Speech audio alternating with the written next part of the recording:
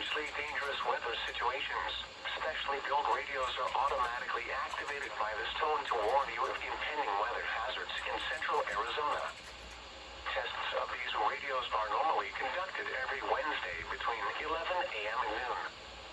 If there is a threat of or existing severe weather in your area Wednesday, this test will not be conducted. Reception of this broadcast and the warning alarm will vary at any given location.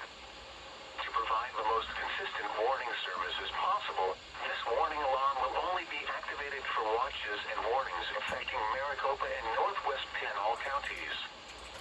This concludes the test of the NOAA weather radio warning device.